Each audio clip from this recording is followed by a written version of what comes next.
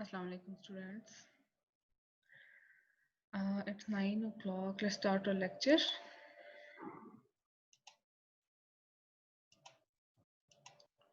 Okay. कल हमने जो टॉपिक पढ़ा था that was the ionic bonding. ठीक है, उसी टॉपिक को आज हम दोबारा कंटिन्यू करेंगे. सही है. And start our lecture. Ionic bonding क्या होती है? ठीक है. आयनिक बॉन्डिंग जैसे कि आप इस पिक्चर में देखें, ठीक है, स्लाइड में देखें कि आपके पास यहाँ पे टू बोहर डायग्राम्स हैं. ठीक है, you can see in the first diagram, first shell में 2 इलेक्ट्रॉन्स हैं, सेकंड शेल में आपके पास है 8 इलेक्ट्रॉन्स आर देयर. ठीक है, और थर्ड शेल में आपके पास 1 इलेक्ट्रॉन है. ठीक है. एंड सेकंड डायग्राम में अगर आप देखें तो फर्स्ट में 2 इलेक्ट्रॉन्स हैं, सेकंड में 8 इलेक्ट्रॉन्स हैं और थर्ड शेल में है 7 इलेक्ट्रॉन्स. ठीक है, तो आपने ये अब ये बताना है कि क्या चीज़ है जो कि इन दोनों को स्टेबल बनाएगी. अब फर्स्ट शेल में जो फर्स्ट एलिमेंट के जो लास्ट शेल में वैलेंस शेल में एक इलेक्ट्रॉन है. ठीक है, वो जो है कॉस्टली पड़ रहा है इस एटम को. क्यों कॉस्टली पड़ रहा है? क्योंकि लास्ट शेल में 8 इलेक्ट्रॉन्स नहीं चाहिए. अगर 8 इलेक्ट्रॉन्स नहीं है तो एटम अनस्टेबल है. अब एक जो इलेक्ट्रॉन है या तो ये कोशिश करेगा कि ये 7 इलेक्ट्रॉन्स गेन करे. ठीक है, ये वाला जो शेल है, या जो क्या करे कि एक जो इलेक्ट्रॉन है, ठीक है, उसको लूज कर दे. ओके. एंड सेकेंड एटम के पास 7 इलेक्ट्रॉन्स है वैलेंस शेल में, तो उसने एक इलेक्ट्रॉन जो है गेन करना है. ठीक है, तो ये जो इलेक्ट्रॉन यहाँ से रिमूव हो रहा है फर्स्ट एटम के वैलेंस शेल से, वो सेकेंड एटम के वैलेंस शेल में आ सकता है. ओके. और इन दोनों के बीच में जो बॉन्ड बनेगा आफ्टर फॉर्मेशन ऑफ आयंस, इसको हम कहते हैं ionic bonding. You have to tell that which elements are these. ये कौन से एलिमेंट्स हैं? ठीक है, मेटल्स हैं कि नॉन मेटल्स हैं? ठीक है, तो आपने पढ़ा था कि जो मेटल्स होती हैं वो हमेशा इलेक्ट्रॉन्स को लूज करती हैं. तो देखिए फर्स्ट एटम जो है ये अपने इलेक्ट्रॉन्स को लूज कर रहा है इस वैलेंस इलेक्ट्रॉन को. तो जो फर्स्ट एटम है ये किसका है? किसी भी मेटल का. हमें नहीं पता कौन सी मेटल है, लेकिन मेटल है. इसके बाद है, वैसे आप इलेक्ट्रॉन्स को काउंट करके बता सकते हैं कि कौन सी मेटल है उसके एटॉमिक नंबर से. And non metals. ठीक है, और ये जो सेकंड एटम है जिसकी बोहर डायग्राम है, क्योंकि ये इलेक्ट्रॉन को गेन कर रहा है तो ये नॉन मेटल्स होती हैं. यूजुअली नॉन मेटल्स इलेक्ट्रॉन्स को गेन करती हैं. How many valence electrons do they have? अब आपने बताना है कि फर्स्ट एटम के वैलेंस शेल में कितने इलेक्ट्रॉन्स हैं? 1 इलेक्ट्रॉन है. और सेकंड एटम के वैलेंस शेल में कितने इलेक्ट्रॉन्स हैं? There are present only 7 electrons. For each element would they have to lose or gain to make them stable. ठीक है, क्या आपको ये बताना है कि कौन सा एटम इलेक्ट्रॉन को लूज करेगा और कौन सा एटम इलेक्ट्रॉन्स को गेन करेगा ताकि वो स्टेबल हो सके, स्टेबिलिटी की तरफ जा सके. ओके, कल हमने पढ़ा था आयनिक बॉन्डिंग के बारे में. तो आयनिक बॉन्डिंग क्या होती है? It is the force of attraction that binds oppositely charged ions are called ionic bonds. ठीक है, अपोजिटली चार्ज्ड आयंस को जो जोड़ के रखती है फोर्स, उस फोर्स को हम क्या कहते हैं? Ionic bond.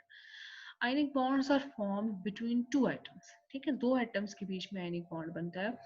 इनमें से एक एटम क्या करता है? अपने इलेक्ट्रॉन्स लूज करके कैटाइन बना देता है. और जो दूसरा एटम है वो पहले एटम का लूज किया हुआ इलेक्ट्रॉन गेन करके क्या बना देता है? एनाइन.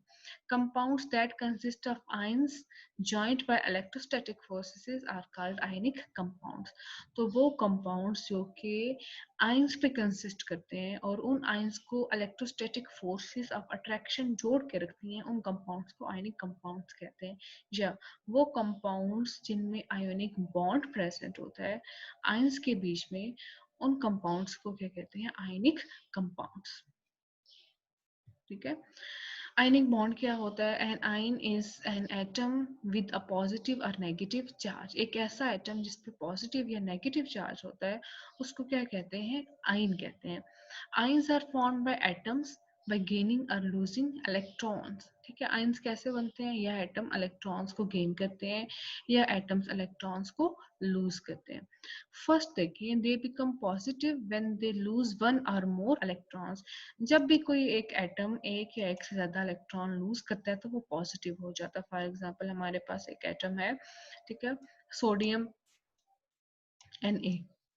सोडियम अपना एक इलेक्ट्रॉन अगर लूज कर देता है, 1 इलेक्ट्रॉन यहाँ से रिमूव हो गया, तो सोडियम किस में कन्वर्ट हो गया? सोडियम पॉजिटिव में। ठीक है, तो ये आपके पास क्या बन गया? Cation. They become negative when they gain 1 और मोर इलेक्ट्रॉन। और जब ये एटम्स इलेक्ट्रॉन्स गेन करते हैं तो वो नेगेटिव हो जाते हैं। फॉर एग्जांपल हमारे पास एक एटम है, दैट इज द क्लोरीन। ये जब एक इलेक्ट्रॉन गेन करेगा, ठीक है, तो after gaining the electron it will convert into Cl-1। अब ये क्या बन गया है? एनाइन। ठीक है, सो एक कैटाइन होगा और दूसरा एनाइन होगा जब भी आपके पास कौन सा बॉन्ड बनना है? Ionic bond. Ionic bond usually occur between metals and non metal. याद रखें, आपके पास एक मेटल होनी चाहिए और दूसरी क्या होनी चाहिए? Non metal. तो मेटल्स जो है वो क्या बनाती हैं? Positive ions. ठीक है, यानी कि क्या बनाती हैं? कैटायंस बनाती हैं। And non metals usually form negative ions. Negative ions are called anions. तो मेटल्स जो हैं वो क्या करती हैं? हमेशा इलेक्ट्रॉन्स लूज करती हैं। ये आपने याद रखना है कि metals always tend to lose the electrons, okay, whereas non-metals always tend to gain the electrons। ठीक है, तो नॉन मेटल्स जो हैं वो पीरियोडिक टेबल के राइट हैंड साइड पे प्रेजेंट होती हैं, जबकि मेटल्स जो हैं वो पीरियोडिक टेबल के लेफ्ट हैंड साइड प्रेजेंट होती हैं। Okay, so it is the about the ionic bond basic concept. कल हमने ये पढ़ा था कि आप कैसे कैटाइन बनाएंगे और एनाइन बनाएंगे। तो आपने क्या किया कि सोडियम जो है उसकी आप उसका कैटाइन बनाना चाहते हैं, तो आपके पास है सोडियम, उसका एटॉमिक नंबर है 11। तो आपने इसकी इलेक्ट्रॉनिक कॉन्फ़िगरेशन की 1s2 2s2 2p6 and 3s1। ठीक है, तो आपके पास 11 इलेक्ट्रॉन्स जो है वो कंप्लीट हो गए। अब आपने क्या करना है, ये देखना है कि कौन कौन से अब आपने इसकी बोहर डायग्राम बनानी है। तो सबसे पहले आपके पास आता है ये के शेल, देन आपके पास ये है L shell and this one is known as the M shell. अब आपने इसकी बोहर डायग्राम ड्रॉ की। फर्स्ट शेल में 2 इलेक्ट्रॉन्स हैं, सेकंड शेल में आपके पास है 8 इलेक्ट्रॉन्स और थर्ड शेल में आपके पास है 1 इलेक्ट्रॉन यहाँ पे। ठीक है, ये आपके पास पहले के था, देन एल था और लास्ट जो शेल था वो एम था। ओके, अब आप जब आपने इसकी इलेक्ट्रॉनिक कॉन्फ़िगरेशन की तो ये इसका वैलेंस शेल बना। हमने यहाँ पे वैलेंस शेल को डिस्कस करना है जस्ट। तो वैलेंस शेल में अगर आप देखें तो आपके पास कितने इलेक्ट्रॉन्स हैं? 1 इलेक्ट्रॉन है, ओनली 1 इलेक्ट्रॉन इज देयर। और हमने ये पढ़ा है कि वैलेंस शेल में अगर 8 इलेक्ट्रॉन्स हों तो वो एटम जो है वो स्टेबल होता है, ऑक्टेट रूल को वो फॉलो करता है। तो हर एटम को ऑक्टेट रूल को फॉलो करना है। So in order to obey the octet rule, ये जो सोडियम 11 है, ये अपना ये जो एक वैलेंस इलेक्ट्रॉन है ये लूज कर देता है। सो लूजेस आउटर इलेक्ट्रॉन, एटम अपना आउटर इलेक्ट्रॉन यानी एम शेल पे रिमूव हो जाएगा, क्योंकि एम शेल में मौजूद एक इलेक्ट्रॉन भी रिमूव हो गया। तो अब आपके पास क्या बन गया? सोडियम में के वैलेंस शेल में अब कितने इलेक्ट्रॉन्स प्रेजेंट हैं? 8 इलेक्ट्रॉन्स प्रेजेंट है। क्योंकि सोडियम ने एक इलेक्ट्रॉन लूज किया तो सोडियम पे चार्ज कौन सा आ जाएगा यहाँ पे? It will carry the positive charge. Okay,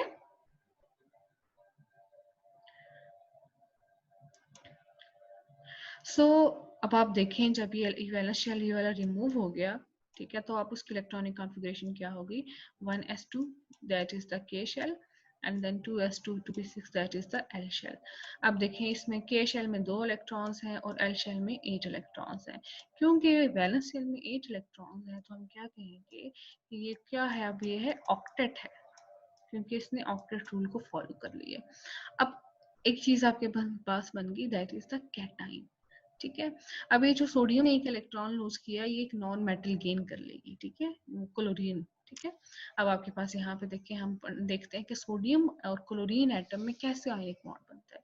तो ये देखिए वही हमने पढ़ा कि सोडियम का एटॉमिक नंबर होता है 11। फर्स्ट शेल में आपके पास प्रेजेंट है 2 electron, this is the number 1 number 2। और आपके पास है सेकंड शेल में आपके पास प्रेजेंट है 8 electrons, 1 2 then 3 and 4, then you can see 5 6 and 7 and 8 electrons है। और थर्ड शेल में आपके पास प्रेजेंट है 8 इलेक्ट्रॉन। अब सोडियम क्या करता है? इस एक इलेक्ट्रॉन को रिमूव कर देता है। ठीक है, और वो एक इलेक्ट्रॉन जो यहाँ सोडियम से रिमूव हुआ है, वो यहाँ से रिमूव होके कहाँ चला जाता है, किसी दूसरे एटम के पास। यहाँ पे मैं एरो से यहाँ पे इसको शो कर रही हूँ। अब देखें सोडियम एटम है यहाँ पे, इसकी इलेक्ट्रॉनिक कॉन्फ़िगरेशन यहाँ पे रिटर्न है। अब सोडियम किस में कन्वर्ट हो गया, sodium is converted into sodium positive, ठीक है। और अब उसके पास कितने इलेक्ट्रॉन्स रह गए, 10 इलेक्ट्रॉन रह गए, नॉट 11। ओके, अब यहाँ पे देखिए क्लोरीन है, क्लोरीन के जो इलेक्ट्रॉन्स हैं इनको क्रॉस से शो किया गया है। तो क्लोरीन का जो एटॉमिक नंबर है वो होता है 17, ठीक है। क्लोरीन के फर्स्ट शेल में प्रेजेंट होते हैं 2 electron, number 1 and number 2। Second shell में प्रेजेंट होते हैं 8 इलेक्ट्रॉन, ठीक है, ये अब 10 हो गए। 7 इलेक्ट्रॉन्स प्रेजेंट होते हैं थर्ड शेल में, ठीक है। This one is known as K shell, then L shell, and then M shell. अब वैलेंस शेल में 7 इलेक्ट्रॉन है, 8 इलेक्ट्रॉन्स होने चाहिए, तो इसको एक इलेक्ट्रॉन चाहिए। तो सोडियम एटम ने जो एक इलेक्ट्रॉन लूज किया था वो किसके पास आ जाता है, क्लोरीन के पास। अब आप देख सकते हैं वैलेंस शेल में 7 इलेक्ट्रॉन्स क्लोरीन के अपने हैं जिनको क्रॉस से शो किया गया है, और एक इलेक्ट्रॉन डॉट जो है वो स्फेरिकल है, रेड कलर का है, जो इसका नहीं है, जो इसने सोडियम से गेन किए। अब देखें, अब इसके वैलेंस शेल में पहले 7 इलेक्ट्रॉन्स थे सोडियम के पास, एक इलेक्ट्रॉन इसने गेन कर लिया सोडियम से, और अब उसके पास वैलेंस शेल में 8 इलेक्ट्रॉन्स हो गए। अब आपने ये देखा कि सोडियम और क्लोरीन दोनों किस रूल को फॉलो कर रहे हैं, ऑक्टेट रूल को। You can see the valence shell of sodium contain 8 electrons and valence shell of chlorine also contains the 8 electrons.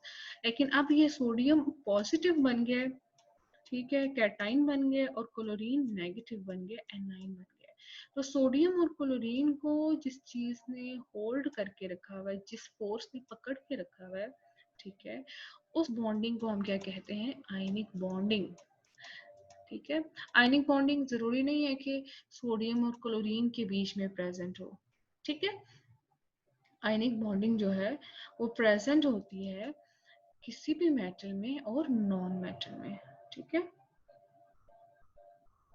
आपने बहुत डायग्राम देखी थी, तो यहाँ पे किसी ने क्वेश्चन किया कि रदरफोर्ड का स्ट्रक्चर में ड्रॉ कर सकते हैं, तो रदरफोर्ड ने ऐसा कोई स्ट्रक्चर जो है वो इलेक्ट्रॉन्स का वो प्लेस नहीं किया था, ठीक है। ये बोहर ने जो है सारी एफर्ट की थी कि इलेक्ट्रॉन्स कैसे अरेंज होते हैं स्पेसिफिक एनर्जी लेवल्स में। रदरफोर्ड ने तो बस ये बोला था कि शेल्स में प्रेजेंट होते हैं, तो उसने नहीं बताया था कि फर्स्ट शेल में कितने इलेक्ट्रॉन्स हैं, सेकंड में कितने हैं, थर्ड में कितने हैं, सो ऑन, ठीक है। तो हम रदरफोर्ड का वो स्ट्रक्चर में ड्रॉ कर सकते हैं, यहाँ पे हमने बोहर का स्ट्रक्चर यूज किया है, ठीक है।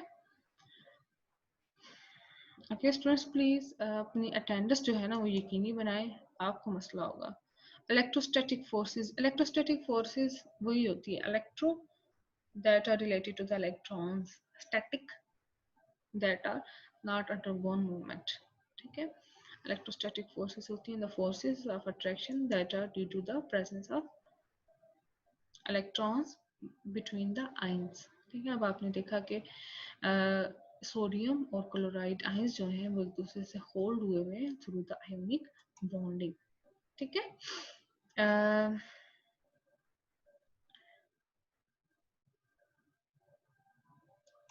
इसके बाद नेक्स्ट देखते हैं,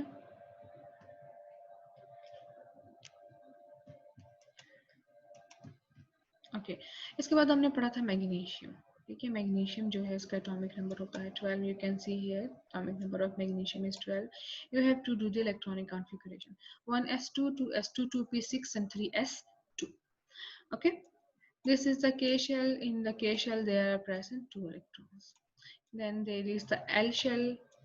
In L shell there are present how many electrons, 8, you can see 8 electrons are there, 2 plus 6. And then this is the third shell, that is the M shell, और M shell में present है 2 electrons। अब आपने magnesium atom जो है इसकी आपने Bohr diagram draw की, this was magnesium. First shell में 2 इलेक्ट्रॉन्स हैं, ठीक है, number 1 and then this number 2। Second shell में आपके पास प्रेजेंट है 8 इलेक्ट्रॉन्स, ठीक है। तो आपने क्या किया, यहाँ पे 8 इलेक्ट्रॉन्स को पेयर अप कर दिया, ठीक है। के शेल में 2 इलेक्ट्रॉन्स हैं और एल शेल में प्रेजेंट है 8 इलेक्ट्रॉन। अब जो लास्ट शेल है इसमें प्रेजेंट है 2 इलेक्ट्रॉन, 2।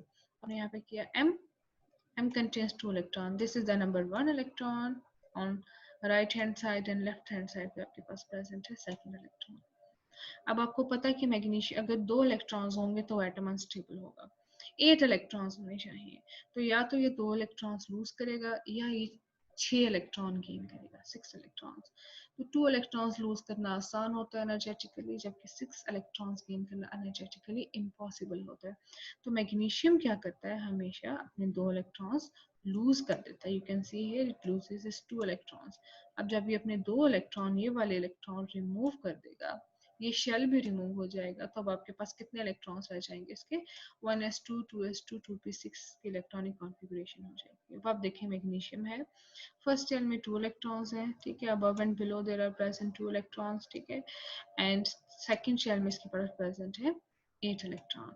लेकिन अब ये मैग्नीशियम जो है उस पर चार्ज आ गया, दैट इज +2। +2 चार्ज क्यों आया है, क्योंकि इसने कितने इलेक्ट्रॉन्स लूज किए हैं, 2। याद रखें, अगर एक एटम जो है मेटल, फॉर एग्जांपल मैं इसको m से शो कर रही हूँ, अगर मेटल 1 इलेक्ट्रॉन लूज करती है तो उस पर +1 चार्ज आता है, ठीक है। अगर मेटल जो है, कोई भी मेटल 2 इलेक्ट्रॉन लूज करती है तो उस पर चार्ज आता है +2, क्योंकि इसने 2 इलेक्ट्रॉन्स की डेफिशिएंसी हो गई है इसमें, ठीक है, देन +2। और अगर एक मेटल जो है वो 2 की बजाय 3 इलेक्ट्रॉन लूज करती है तो अब उस पे चार्ज आ जाएगा, मेटल, उस मेटल पे चार्ज आ जाएगा +3,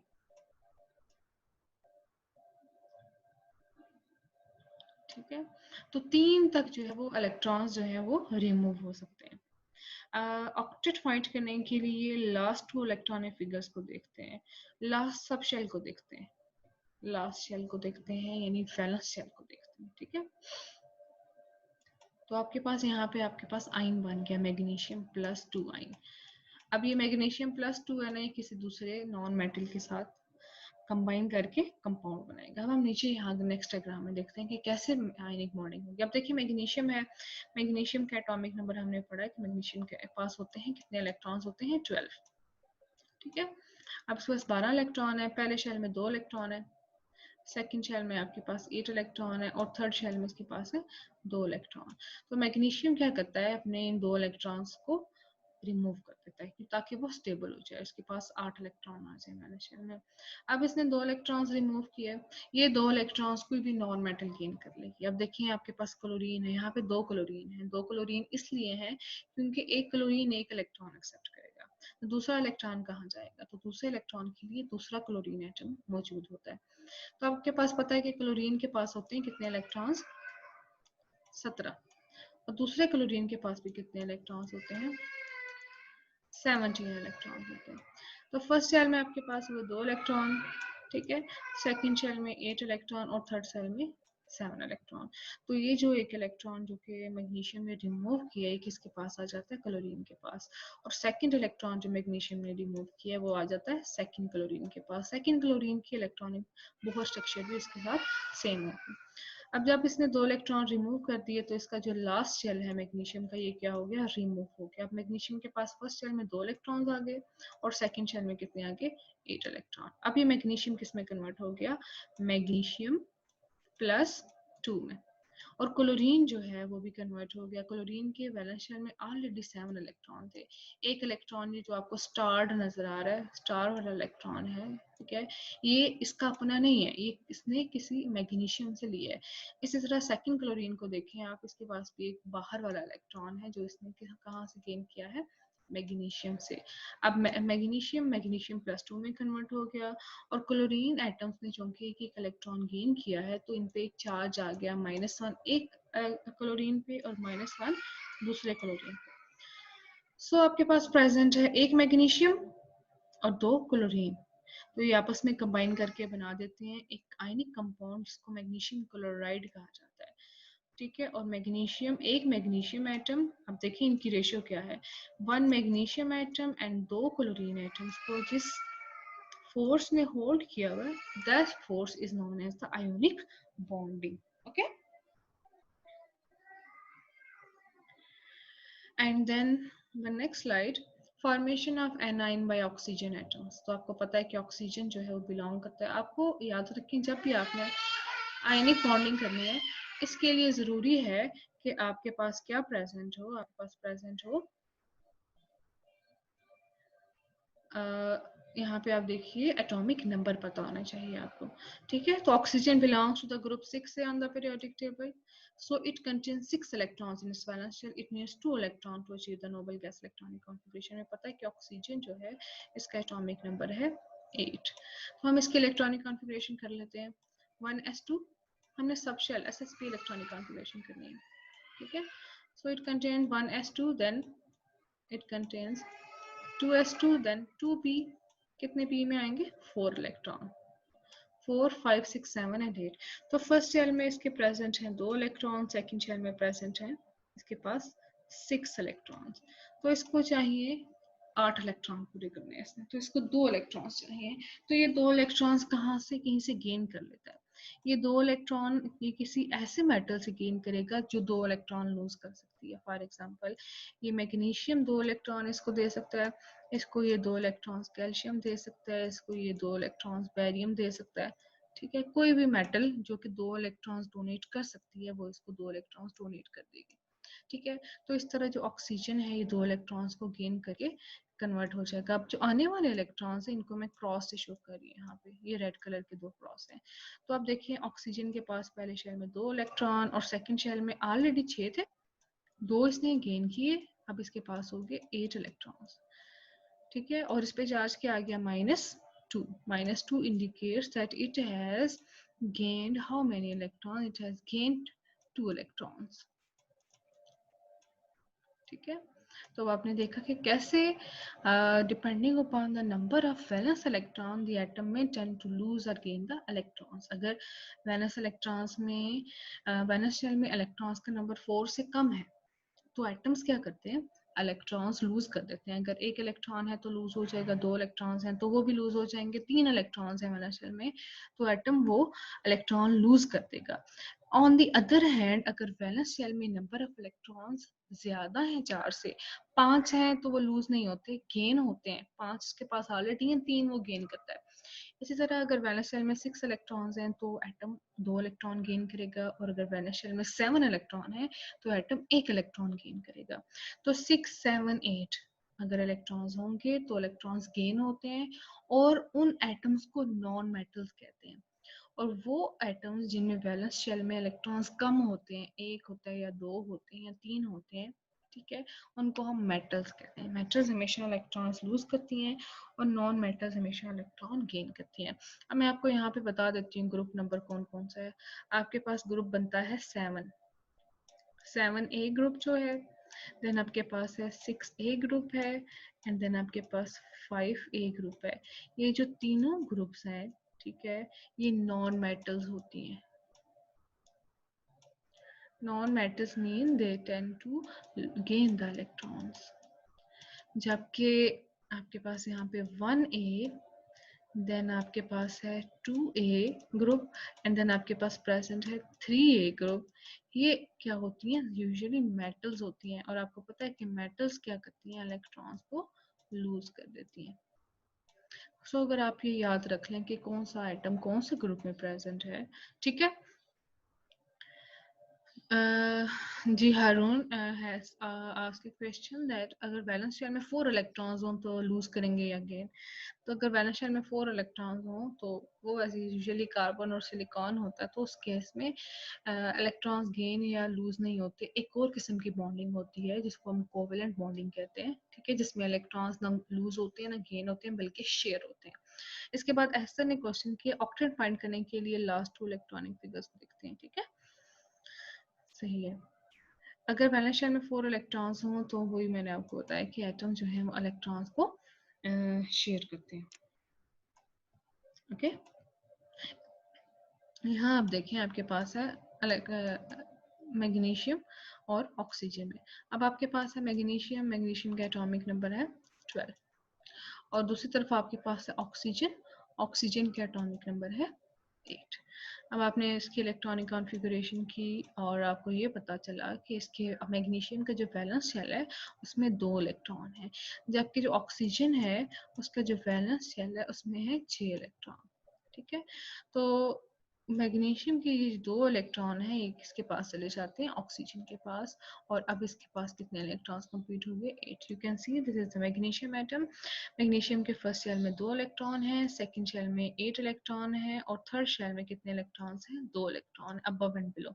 जबकि ऑक्सीजन को आप देखें, ऑक्सीजन के पास जो है वैलेंस शेल में फर्स्ट शेल में 2 इलेक्ट्रॉन्स हैं और सेकंड शेल में 6 इलेक्ट्रॉन है। तो एक जो इलेक्ट्रॉन है मैग्नीशियम का और अबव एंड बिलो, ये दोनों इलेक्ट्रॉन्स कहाँ चले जाते हैं? एक एक इलेक्ट्रॉन इनके पास आ जाता है ऑक्सीजन के पास। मैग्नीशियम का ये जो शेल है ये रिमूव हो गया, लास्ट शेल। अब इस पास सिर्फ 2 सब शेल्स रह गए, 2 शेल्स रह गए हैं। फर्स्ट में 2 इलेक्ट्रॉन है और सेकंड शेल में आपके पास प्रेजेंट है 8 इलेक्ट्रॉन। क्योंकि मैग्नीशियम ने अपने 2 इलेक्ट्रॉन लूज किए हैं, इस पे चार्ज आ गया +2, ये कैटाइन बन गया, ठीक है। और ऑक्सीजन ने क्योंकि 2 इलेक्ट्रॉन्स गेन किए हैं, ठीक है, मैं इनको क्रॉस से शो कर देती हूँ यहाँ पे। अब ऑक्सीजन के पास ऑलरेडी पहले 6 इलेक्ट्रॉन थे, 2 इलेक्ट्रॉन इसने किसी मैग्नीशियम एटम से लिए। अब इसका ऑक्टेट भी कंप्लीट हो गया और इस पे चार्ज किया गया -2। अब याद रखें आपके पास 2 चीजें हैं, एक है आपके पास मैग्नीशियम जिसपे कौन सा चार्ज है? +2, और दूसरा आपके पास है ऑक्सीजन -2। ये भी एक आयन है जिसको कैटाइन कहते हैं, और सेकेंड आपके पास एनाइन है। तो कैटाइन और एनाइन को जिस चीज ने होल्ड करके रखा हुआ है उस बॉन्डिंग को हम क्या कहेंगे? आयनिक बॉन्डिंग, ठीक है। सो ये बहुत आसान है आयनिक बॉन्डिंग करना। सिंपली इसके लिए आपको इलेक्ट्रॉनिक कॉन्फ़िगरेशन आनी चाहिए।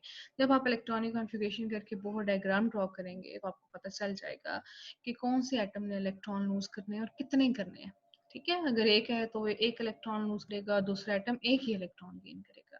और अगर 2 इलेक्ट्रॉन्स हैं तो दूसरा एटम 2 ही इलेक्ट्रॉन गेन करेगा, पहला 2 ही लूज करेगा, ठीक है। याद रखेंगे जितने नंबर ऑफ इलेक्ट्रॉन जितने लूज हो रहे हैं ना, उतने दूसरे ने गेन करने हैं।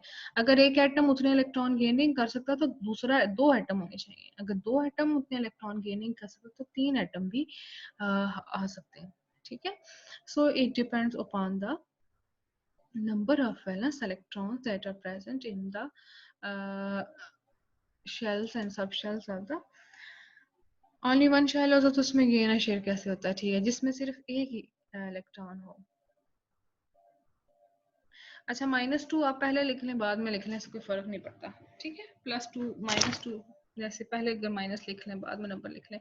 नकीब रहमान ने क्वेश्चन किया the atom that contains only one shell, उसमें इलेक्ट्रॉन गेन या शेयर कैसे होगा? चलें ये मैं आपको एक एग्जांपल बता देती हूँ उसकी। हमारे पास एक एटम है जिसका सिर्फ एक ही शेल है, ठीक है। फॉर एग्जांपल हमारे पास उस एटम है जो कि इसमें सिर्फ एक ही शेल है, दैट इज द हीलियम। अब उसके पास प्रेजेंट है, उसका एटॉमिक नंबर होता है 2। याद रखें हीलियम एक नोबल गैस है। अब आपके पास है हीलियम का न्यूक्लियस है ये, और आपके पास जो फर्स्ट शेल है, ये फर्स्ट शेल है इसका, ठीक है। अब फर्स्ट शेल में है ही 2 इलेक्ट्रॉन्स हैं, तो आपने अबव एंड बिलो प्लेस कर दिया ये। तो आपको मैंने बताया था कि वो एलिमेंट्स जिनका atomic number 1 and 2 and 3 and 4 होता है, वो एटम्स जो है कौन सा रूल फॉलो करते हैं? Duplet rule. Octet rule follow नहीं कर सकते क्योंकि ये 8 इलेक्ट्रॉन कंटेन ही नहीं कर सकते अपने वैलेंस शेल में। तो ये कौन सा रूल फॉलो करेंगे? डुप्लेट रूल, यानी इनके वैलेंस शेल में कितने इलेक्ट्रॉन्स हो चाहिए? 2। अगर वैलेंस शेल में 2 इलेक्ट्रॉन्स हैं तो ठीक है, वो स्टेबल है। अगर 2 नहीं है तो वो गेन करेगा। ये तो देखें इसके वैलेंस शेल में प्रेजेंट ही 2 इलेक्ट्रॉन है, तो ये स्टेबल है। लेकिन अगर ऐसा एटम जिसके वैलेंस शेल में 2 इलेक्ट्रॉन्स नहीं है, ठीक है, और है ही एक शेल, तो वो क्या करेगा? मैं आपको इसकी एग्जांपल देती हूँ। आपके पास एक एलिमेंट है जिसका नाम है हाइड्रोजन, इसका एटॉमिक नंबर है 1। अब हाइड्रोजन की मैं स्ट्रक्चर ड्रॉ कर देती हूँ। वो स्ट्रक्चर, ये आपके पास न्यूक्लियस है और ये this is the first shell. अब एक ही इलेक्ट्रॉन है, इसको मैं एक डॉट से शो कर रही हूँ। अब क्योंकि इसके पास एक ही शेल है, के शेल, और के शेल में आ ही 2 इलेक्ट्रॉन सकते हैं, तो ये 8 इलेक्ट्रॉन नहीं पूरे कर सकता, ये 2 ही इलेक्ट्रॉन पूरे करेगा। तो क्या करेगा? ये कहीं से एक इलेक्ट्रॉन गेन कर लेगा, या इलेक्ट्रॉन शेयर कर लेगा, या इलेक्ट्रॉन रिमूव कर देगा, ठीक है। अब हाइड्रोजन जो है इसके पास एक ही इलेक्ट्रॉन है। अब क्या करेगा? अगर ये अपना एक कहीं से एक इलेक्ट्रॉन ले ले तो ये किस में कन्वर्ट हो जाएगा, अब इससे जब एक इलेक्ट्रॉन गेन कर लेगा तो अब हाइड्रोजन किस तरह ऐसे हो जाएगा, इसका ये अपना इलेक्ट्रॉन डॉट वाला और कहीं से इसने लिया है क्रॉस वाला इलेक्ट्रॉन, इस पे चार्ज आ गया -1। अब याद रखें जो हाइड्रोजन है ना ये 3 फॉर्म में एग्जिस्ट करता है, हाइड्रोजन +1 भी हो सकता है, +1 का मतलब है इसने अपना एक इलेक्ट्रॉन भी रिमूव कर दिया, इसके पास सिर्फ प्रोटॉन रह गया। अब -1 भी हो सकता है और हाइड्रोजन H2 की फॉर्म में भी हो सकता है, तो ये आपके पास आयनिक बॉन्डिंग आती है, ठीक है, क्योंकि आइंस बन गए।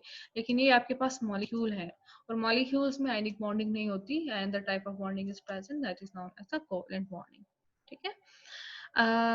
विच paragraph and page number is this, ठीक है। मेरी आधी स्लाइड्स अभी आज की खत्म हो गई, मैं अभी आपको बुक से करवा देती हूँ, ठीक है। फ्लोरीन एटम जो है इसके पास वैलेंस शेल में 7 इलेक्ट्रॉन है, क्योंकि ये 7 ग्रुप से बिलोंग करता है, तो एक इलेक्ट्रॉन गेन करके ये आने वाला इलेक्ट्रॉन में क्रॉस से शो कर देती हूँ। अब इस पे कौन सा चार्ज आ गया, -1।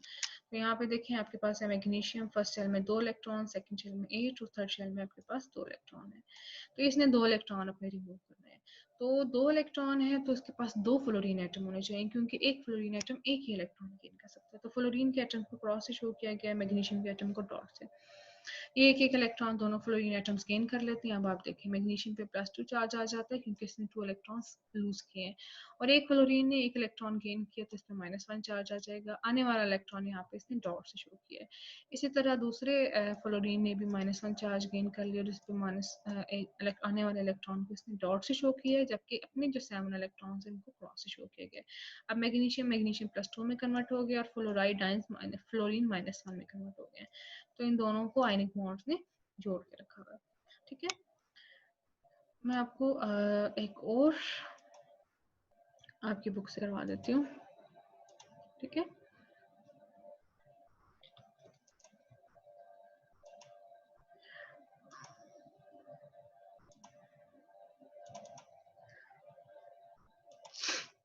आपकी बुक से है,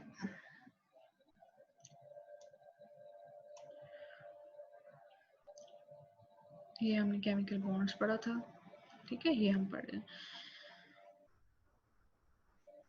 ये है sodium, page number, it is page number 66, example number 4.4, representing the ionic bond formation. तो आपने ये बताना है कि सोडियम और क्लोरीन में कैसे आयनिक बॉन्ड फॉर्मेशन होती है, मैग्नीशियम और फ्लोरीन में।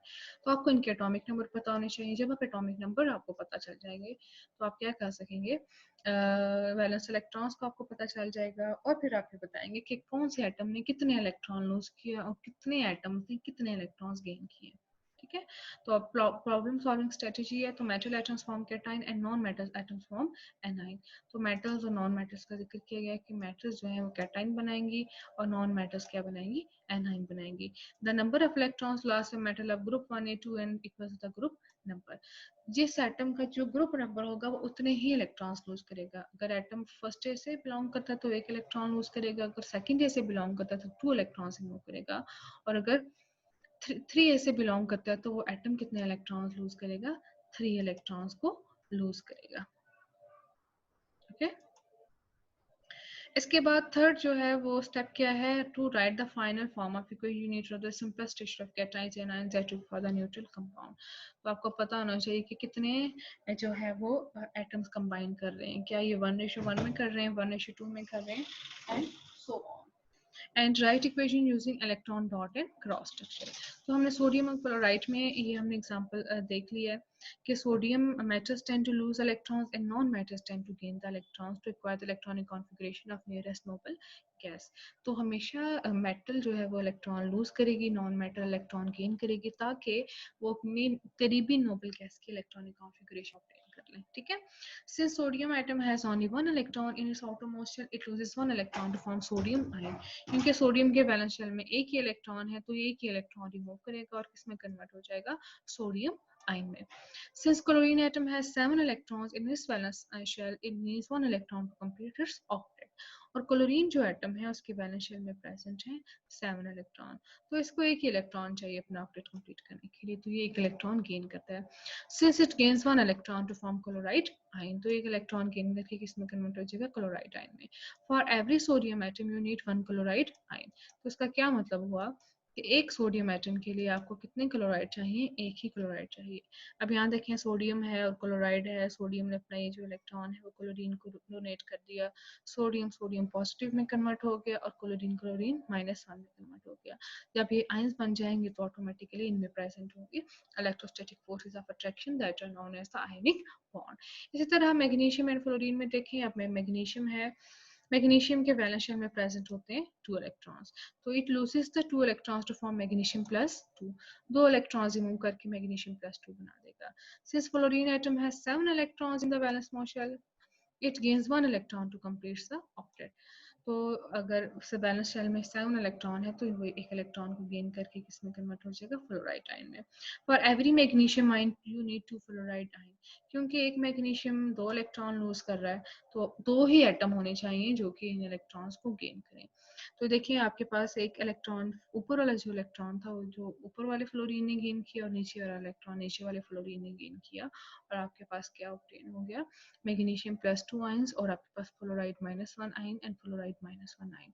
एक मैग्नीशियम +2 है और 2 फ्लोराइड आयंस हैं, ठीक है।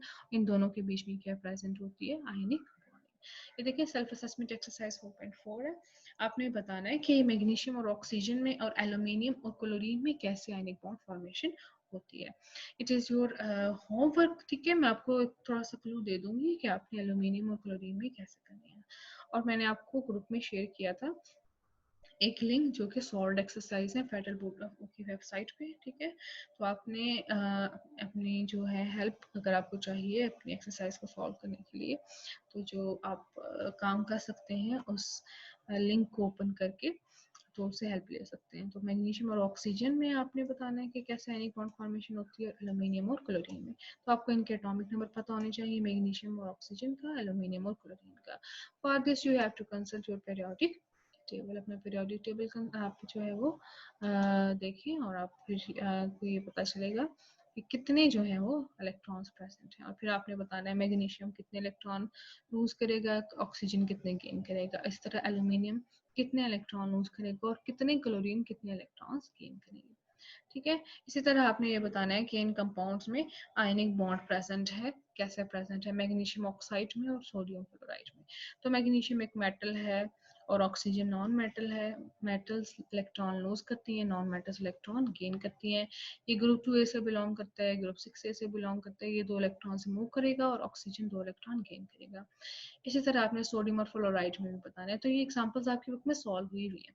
सेल्फ असेसमेंट एक्सरसाइज 4.5 आपको बतानी है कि KCl, Al, Cl3 और मैग्नीशियम क्लोराइड में आयनिक बॉन्ड प्रेजेंट है, कैसे बताएंगे आप, कौन से ग्रुप से बिलोंग करता है, कितने इलेक्ट्रॉन्स हैं, कितने इलेक्ट्रॉन लूज करेगा और कितने इलेक्ट्रॉन गेन करेगा, ठीक है।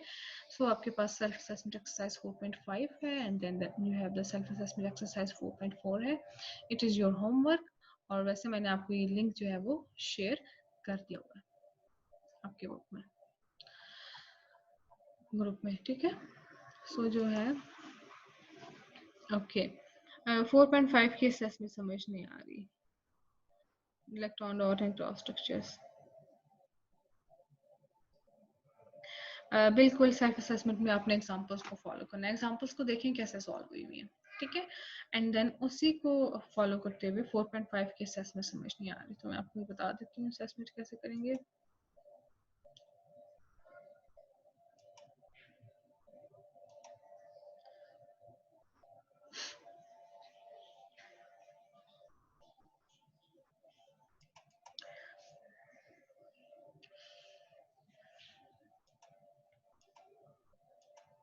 ओके सो यहाँ पे जो है अब टाइम भी वैसे ख़त्म हो गया है, 9:39 हो गए, आपकी नेक्स्ट क्लास का टाइम स्टार्ट हो गया, ठीक है।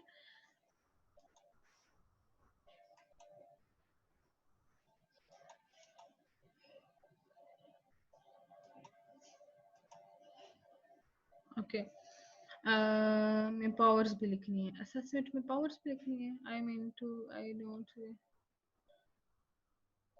मुझे क्वेश्चन की समझ नहीं आई, पावर्स लिखनी है क्या मतलब है इसका। अच्छा चलें ठीक है, जो है ना